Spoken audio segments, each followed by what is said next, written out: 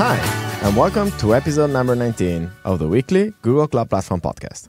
I'm Francesc and Mark, and I'm here with my colleague, Mark Mandel. Hey, Mark. Hey, Francesc. How you doing?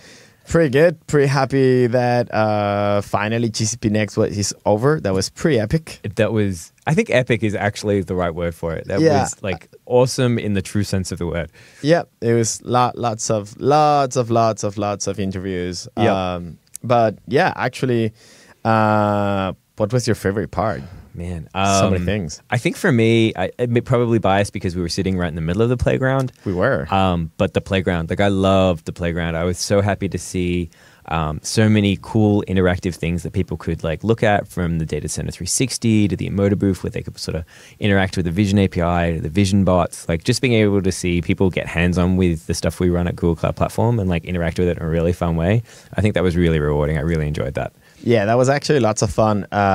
We interviewed a bunch of people from Instrument, the company that helped us build those demos.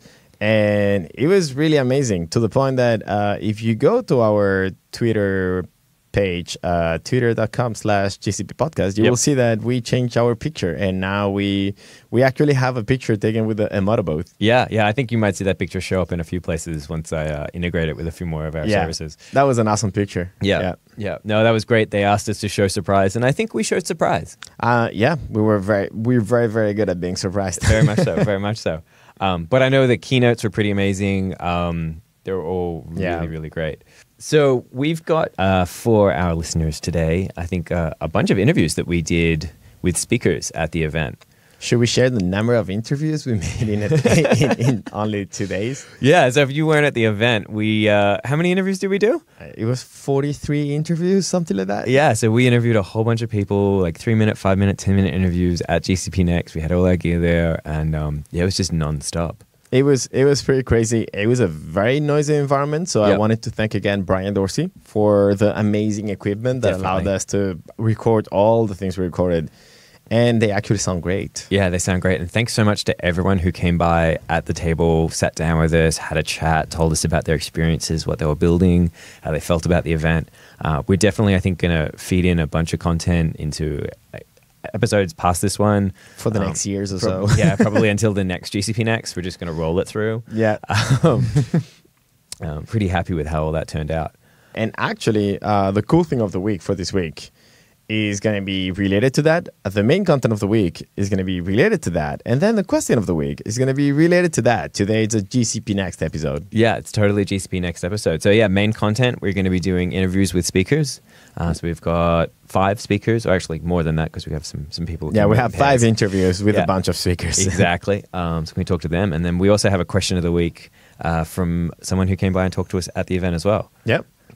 So what is the cool thing of the week then? So the cool thing of the week, funnily enough, GCP related, is we've released all the YouTube videos for GCP Next. So if you're interested in the keynotes, if you're interested in any of the presentations, I might be in one of them. Yeah, I actually watched 3 of the talks already. Yep. One was yours, so where you talk about dragons on the cloud, which is pretty awesome. Yep. Then Justin Beckwith, PM Google Cloud Platform, that he does a lot of Node.js, talking about how to make his nuclear hat spin through bits, like little bits. Yeah, okay. Sounds good. It was a very interesting talk. And and then I actually I'm waiting to watch Julia Frioli's talk on how to train neural networks to know if something is huggable or not. That sounds really cool. And we will be talking to Julia in a little bit. Yeah, we'll be talking to Julia in a minute. Excellent. So if people listen to the speaker interviews that are about to come up and they want to see the presentations, they should be online, and all the other stuff too. Keynotes from Sundar Pichai, from everyone else. Eric Smith. That was a great talk. Yes, it was. They're all online, so you can definitely check that out. Excellent. So shall we get started with the interviews from our speakers? Sounds like a good idea. Let's go for that. So we're here with Mike Cavis. Hi, Mike. How are you doing? Very good. It's been a great show so far.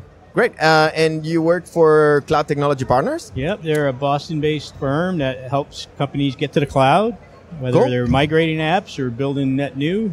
And we do a lot of work on the Google platform. Very cool. Could you tell us a little bit more about what kind of products you use with them, and what is your favorite product, or the favorite product for your customers, actually? Well, my personal favorite is the whole big data suite of things from data flow, PubSub, BigQuery. I mean, most I've been working in data warehousing my whole life, and the hardest part is always getting the data in. And Google is just a couple APIs and a couple configurations, and the hard part's done. And then you actually focus on getting the results out of the data. That's a game changer in my eyes. Very nice. So I'm assuming you also work with Bigtable a little bit. What do you think about Bigtable? It's quite a new product. Have you used it? Well, I mean, again, my background is data warehousing. I remember buying appliances like the Teza that cost zillions of dollars, and you go dark for a year just setting up the infrastructure and stuff. And now you get tools like BigQuery, Bigtable, and you're just up and running and getting results that are 10 times faster than you can get anyplace else. And it's just kind of amazing, actually. Yeah. Wonderful. And so I believe you're here at GCP Next. You presented. Yeah, I was on a panel talking about cloud migrations, which is kind of a new chapter for Google, right? I mean, originally it was all about, kind of the future of development, with all these high-level services. But I think the realization comes is you got to get people on the platform first. So now there's a big focus on cloud migration. We do a lot of work in that space. Very interesting. When you say cloud migration, is that specifically like moving from one cloud provider to another? What does that really mean? It could be, but normally it's moving from on-prem to the cloud. And the biggest use case is always, we have 20 data centers. We got to get to 3 by X date, which is usually very aggressive. Yeah. So the good is, people are moving fast to the cloud. The bad is we're lifting and shifting, so they're not getting advantage of the cloud. But that's the next wave. Once you get them there, then you start helping them re-architect or build net new and that type of stuff. Very interesting. So for people that are doing that shifting and lifting, I'm assuming that most of them did just move to Google Compute Engine? Yeah. So in a lot of cases, again, they're time crunch. So it's get what I have in the cloud. So they're treating Google more like a virtual data center. Yeah, I see. And they don't have the time yet to take advantage of those higher level services. And that's once you get them there, then you move them up the stack, right? Sort of a foot in the door type situation.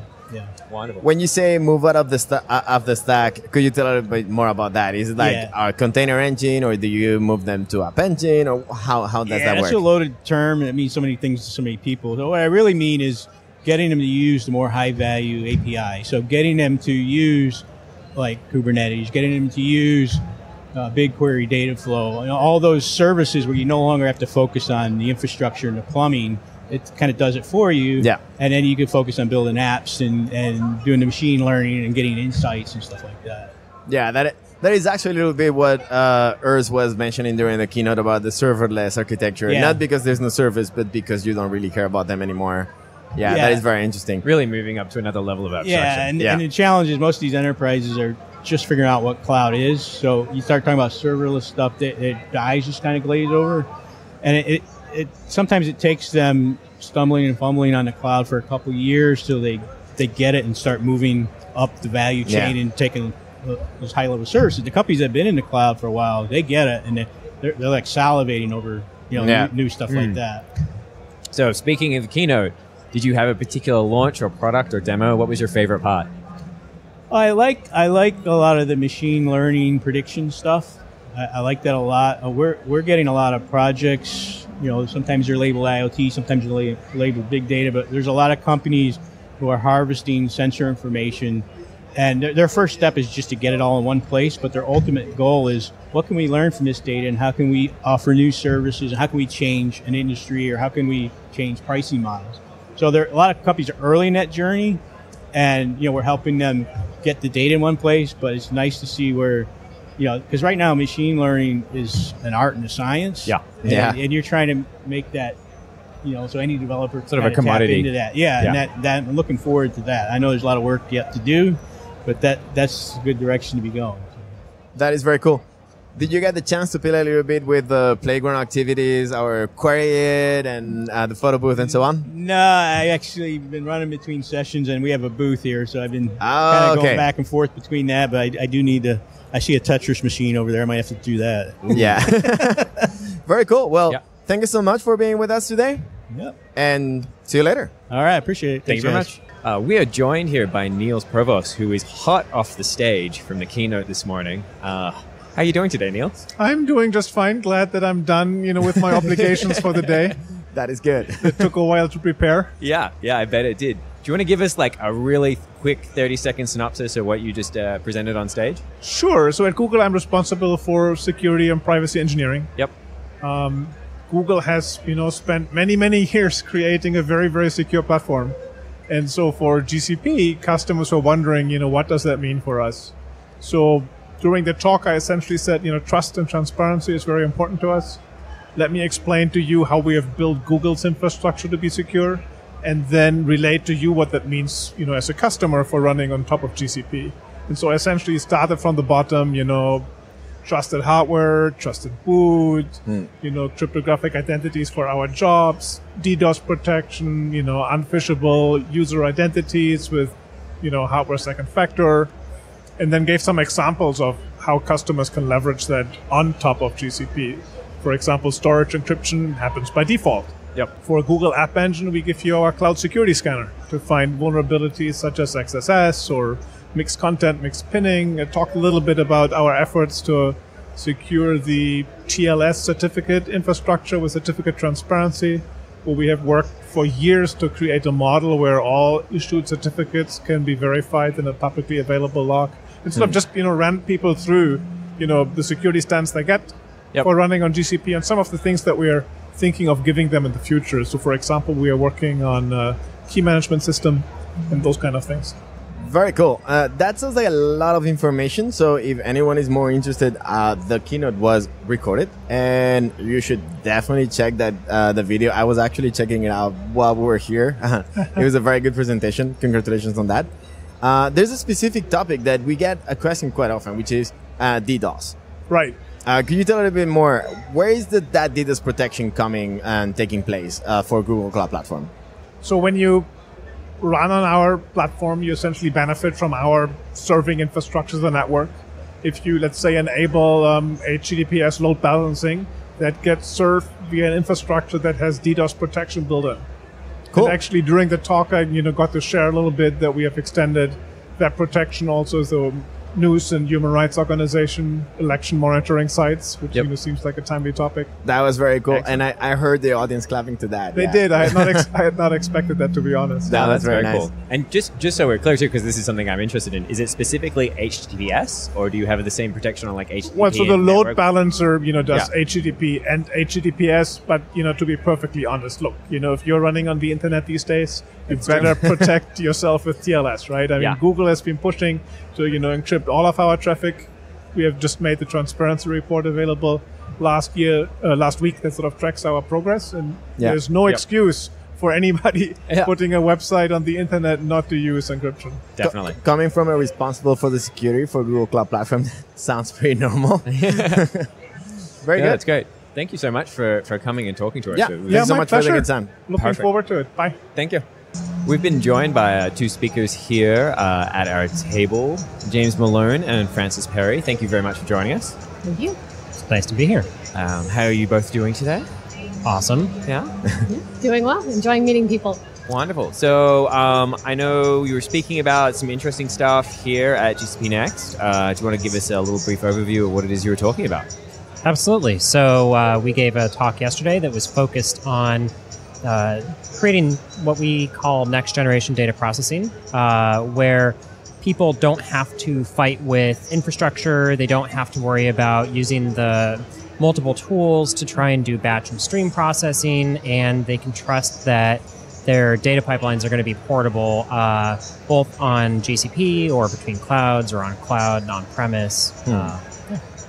Yeah, we started with a little history of MapReduce and sort of how that new programming paradigm really changed the way that we do data processing.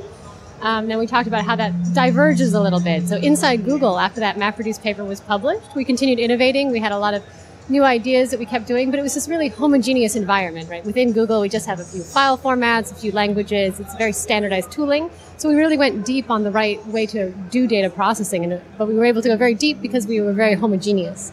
Whereas externally, the ecosystem looked very different. They took the MapReduce paper, implemented it in Hadoop, and then this whole ecosystem flourished with all these diverse ideas. And now we've got basically two products at GCP that build on that legacy. Google Cloud Dataproc, which is a managed Spark and Hadoop offering, And then Google Cloud Dataflow, which is our basically next generation way for writing programs. It's really going to combine batch and streaming into one API. Very cool. I gotta say that Google Cloud Dataflow is one of my favorite products, to the point that Mine too. I will write Java for it. Like, I never write Java, and so Yes. far it's the only language that is supported is Java. So I actually write. You need to Oh. read your blogs, my friend. Oh my God. Yesterday, we announced Python alpha support for batch. That is So awesome. the Python SDK is out there because we do all the development in open source. So it's out there on GitHub. And now we have an alpha program for service support to run it on Cloud Dataflow on the fully managed service. I know a lot of people that will be very happy about that. Yeah. Yes, You very will be cool. one of them. I will be one of them. I prefer Python. It's still no Go, but it's better than Java for me. Yeah, Yeah. that is awesome. Well, and what we're really excited about when we donated the Dataflow model and these first two SDKs that we developed to the Apache Software Foundation as this new incubating project, Apache Beam, the real goal behind that is to put the framework out there and the programming model and then the documentation that'll allow other developers who like other languages, Go or Scala or Ruby, or basically let people add to this community and add new languages and also new runners. If you've got a different distributed processing backend that you're a fan of, you can run Beam pipelines on that, right? Add that capability into the system. Very nice. So you're able to sort of leverage that wider community to Right. help Right. build Yep. upon that platform. Right. Exciting. Very cool. Could we know a little bit more about the other side of the big data? Not only Cloud Dataflow, but the data. Cloud I was Dataproc? going to say Dataproc. Yeah. Okay. Yeah, all I right. always mix Dataproc and Data Labs for some reason. Dataproc. Why would you mix? Data Why would you everything. mix product names that have data all in them? I know. It's just crazy. You're obviously not reading your Google Supply flashcards. No. Yeah, Cloud Dataproc is it's built around a different set of open source tools. So in our talk yesterday, and Francis just mentioned this, the MapReduce paper kind of set off two parallel streams, and one Google ultimately led to Cloud Dataflow, and another was the open source community took the MapReduce paper and created just a whole ecosystem around it. So they created Apache Hadoop, Apache Spark, Pig Hive. There's probably 30 or 40 different logos. And Cloud Dataproc is designed to allow people to take advantage of that open source ecosystem, but it combines that open source ecosystem with Google Cloud Platform. So instead of, I'm looking at your mixer and there's like only a few knobs on that. An open source product usually has a couple hundred knobs a piece. And Cloud Dataproc is designed to help people take advantage of that stuff without having to be an expert and buy a ton of books and know exactly which memory settings to do and all that fun stuff. So I can pretty much go to it and be like, okay, it's going to give me some best practices and some boxes to explain what certain things are, and then I can be like, boop, boop, boop, and then hit a Yeah, button so and there we go. you can go It and makes create that a noise too. Yeah, yeah. boop, boop, boop. Yeah, so you can go and create a cluster of like 100 computers all tied together and do some awesomely parallel data processing on them. That is awesome. Yeah. Well, thank you so much for taking the time to talk to us today. Yeah, that was Absolutely. really, really Thank you. interesting. See you later. Thank you. Thanks.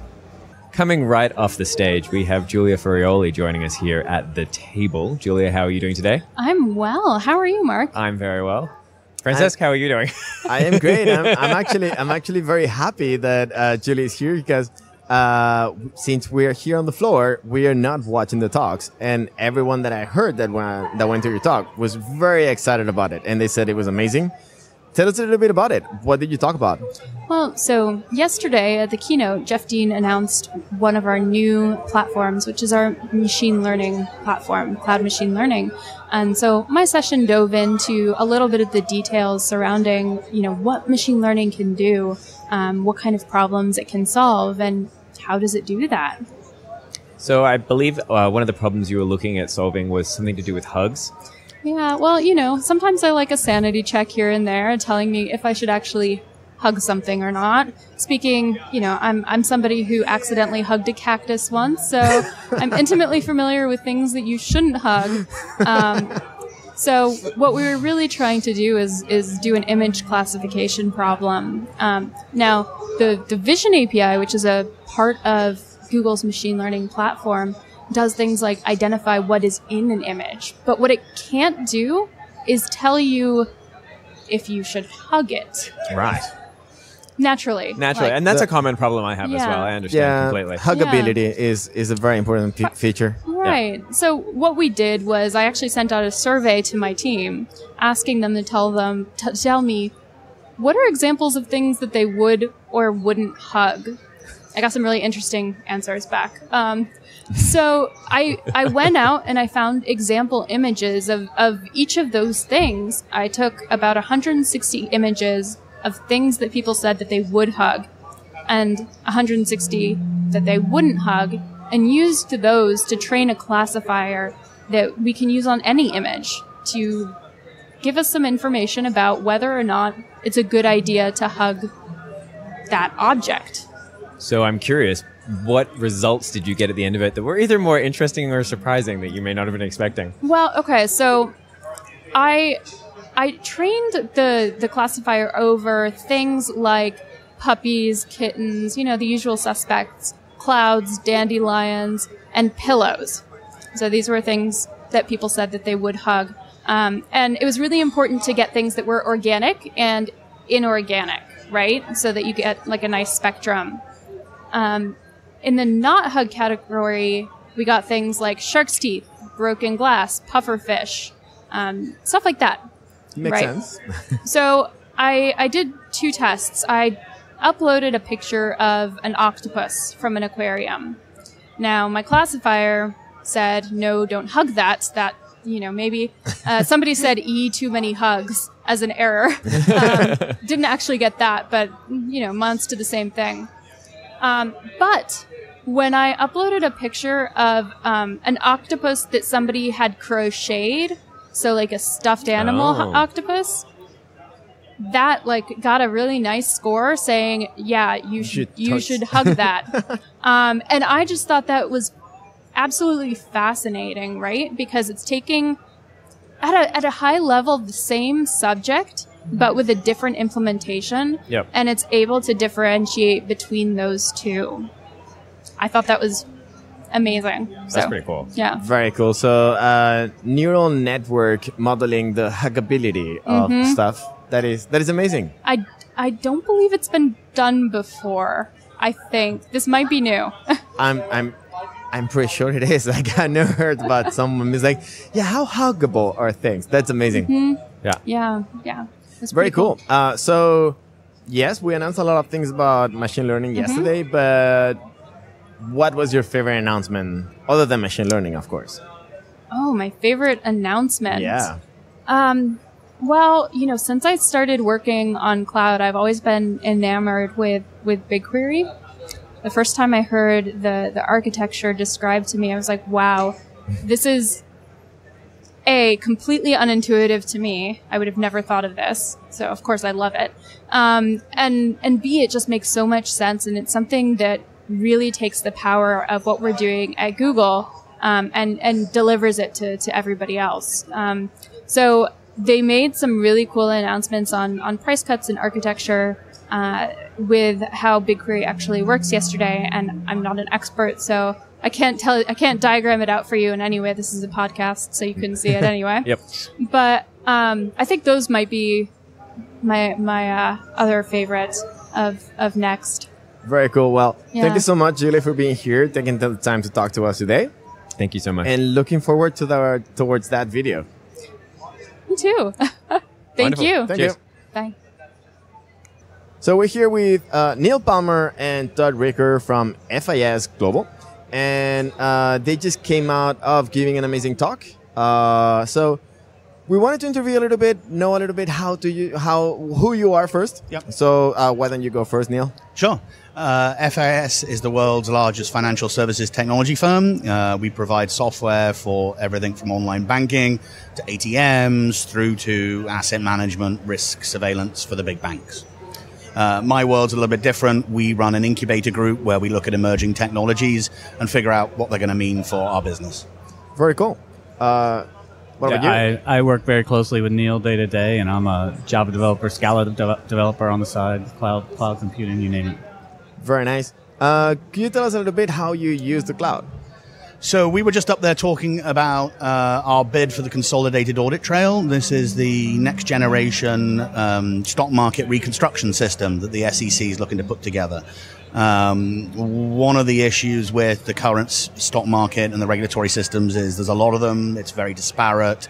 It's kind of hard for people to know what happens when something goes wrong in the stock market. So this next system, the goal is to be able to do that. Very interesting. So you'll be able to actually not only follow the market, but actually understand what goes on? Yeah, so there was a what's called the flash crash back in 2010, where several $1 trillion were wiped off the U.S. markets. And Nothing serious? Nothing serious. And then it vanished and then mysteriously reappeared, which, when I have trouble when that's $20 out of my wallet, let alone several $1 trillion. And so there's, there are still arguments happening today, 6 years later, about what actually happened. And that's just, it's not a good thing for the well-ordered functioning of our society. And are you looking basically to leverage the power of the cloud and like certain aspects, maybe compute, maybe machine learning, other things that you can expand that sort of power of computation? Right. So we've been partnered with Google from the get-go. Yep. So we're pretty much using every piece of GCP. We were just announcing the results of our new load test. We processed 25 billion fixed messages in about 50 minutes end to end. Nice. We hit peak of about reads 38 gigs a second, writes about 22 gigs a second going through. So it's pretty smoking. That is pretty amazing. Yeah, and I assume that's what you were talking about in your session today? That's right. And so really it's our prototype to say, we can handle the level of data you're talking about. You're talking about the entire US market has to be analyzed in 4 hours on a daily basis. And so it's not insignificant. Very, very cool. So since we're here at GCP Next, I'm assuming you had a look at all the announcements, the keynotes. What was your favorite part? What is the announcement that got you the most excited? Well, I demoed, some visualization tools, and I think there was one they showed in the keynote. I don't remember the name, but it was a pretty brilliant visualization tool for BigQuery, and I'm definitely going to check that out. Very cool. What about you, Neil? I've been running. Some of the security conversations are very important to me, and so some of the talks from Neil Provost were great. I think I'm looking forward to not just sort of the ongoing security conversation with GCP, but in an ideal world, what I want for Christmas is you guys to sort of expose your tool chain around releasing applications in GCP. That would be awesome. It happens already with App Engine, but it'd be kind of cool if some of that stuff was available for wider use. Yeah, and Eric Schmidt's vision of the future for app development was interesting. So Eric Schmidt, when he was talking about Google 3 and so on. That is very time interesting. Will tell. It'll be fun to watch. Definitely going to think there's some good stuff on the horizon. So it sounds like you use a variety of Google Cloud Platform tools at the moment. If you had to pick one that was your favorite, which one would you pick? Well, if we don't say Bigtable, Carter will kill us. But so we love Bigtable. We love Dataflow. Yeah. Oh, we love Dataflow because we went from, a year ago, the initial prototype used the MapR native Hadoop distribution, which was fine, was great, but the Dataflow stuff just makes life so much easier. The auto scaling is a thing of joy to behold, and so we love that. What else? Yeah, no, I agree. Dataflow all the way. And that's how, in this platform, that's how we express ourselves. So very nice. Yeah, and anyway, Bigtable plus Dataflow. Yeah, that's winning team. Yeah. And we built this stuff. It's not like we've got a team of thousands of developers out there, right? We built that in essentially a month with a team of about 6 people. That is amazing. Yeah. Right. So. Very cool. All right. Well, thank you so much for taking the time to come here to talk to us. Anytime. Our pleasure. Thank you. Appreciate it. Well, thanks again to all of those speakers that took the time to go by the Google Cloud Platform podcast booth at GCP Next. Yeah, well done. That's a mouthful. Thank you for taking the time to go by, talk to us, and tell us a little bit about what they were talking and what they thought about the conference. Yep. One of the people that came talk to us was not a speaker. Yep. He was actually asking a question, and we decided that could be a great question of the week. Yep. So let's hear it. Yeah, sounds good. So we're here with Roman Irani, and he actually came to ask some Go questions, and we decided that maybe this could be the question of the week. Excellent. So, hi, Roman. Hi. Go for it. What is your question? Yeah, so my question is about using Go on App Engine. And, in previous, I've been using App Engine with Java and other languages, and there's always been this restriction that you can't use certain libraries, and App Engine has a fixed programming model. So when it comes to Go, are there any restrictions for Go on App Engine? Or what would be certain scenarios in which Go on App Engine is probably preferred compared to Go on maybe Compute Engine directly? Okay, that's a very good question. So, to answer the first part of the question, which is what restrictions do we have on Go for App Engine, they're pretty much the same restrictions that you could find for Java on App Engine, meaning that every request has to be answered in less than 60 seconds. You cannot write to the file system directly. And you cannot have binary libraries. Basically, you can only run Go. And actually, on top of that, you cannot use the unsafe package because the unsafe package is not really safe, hence the name. There's also some limitations which is pretty similar again in terms of like if you want to make HTTP requests, you have to use the URL fetch library. Yeah. And there's some other stuff like that I'm trying to remember. But the URL library, actually, the URL fetch library also provides an HTTP client if you need to. So it integrates quite well with existing libraries if you need to. So for the second part of the question, which is when could I use Go on App Engine or on Compute Engine, what I could say is if you're doing web server stuff, I could always go with App Engine. And that's mainly because you're getting all the scaling and zero management for free. Like you're getting that automatically, which is really cool. And if you have something which is really similar to web server, but you need something specific that is a limit, like for instance, you need to use, I don't know, regular expressions, and regular expressions you want specific version written in C, which is something that we have. Then you will need to move to manage VMs, for instance. So you still have that scalability and the close to zero management, but you're now using C or the file system or whatever you need. And otherwise, yeah, Compute Engine, I could do it when it's not really a web server. Like if it's a worker doing something like heavy processing and it takes long time and it's communicating through PubSub, stuff like that. Even then, you could do that with managed VMs. Even then, you could do it with managed VMs, yeah, if you really needed to. So far, what I do is I start with App Engine by default. And if I cannot really do it on App Engine, but it's really, really close, it's like a small thing, then I consider managed VMs. Otherwise, if it doesn't really match, I will start with Compute Engine, but really quick, I will move to Container Engine because it's so much easier to manage. So can I just follow up with a slight go for it. Different question? What about concurrency stuff on Go? So if you try to run those things on App Engine, how does it There work? is some limitations on App Engine. There is a single thread for running Go routines on App Engine, and that's like just the one. Generally speaking, like from my experience, it's never really been a huge issue.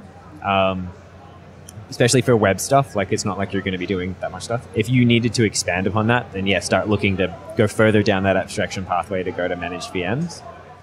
Yeah, I could say that the biggest restriction is that you can only run one thread, but that doesn't mean you can only run one Go routine. You can run as many Go routines as you need. Absolutely. Important thing is that all the Go routines will be stopped when the HTTP handler finishes. So you cannot have one Go routine that is started by the handler and keeps on running for 1 hour. That's not something that we allow. Yeah, but then you just use task queues.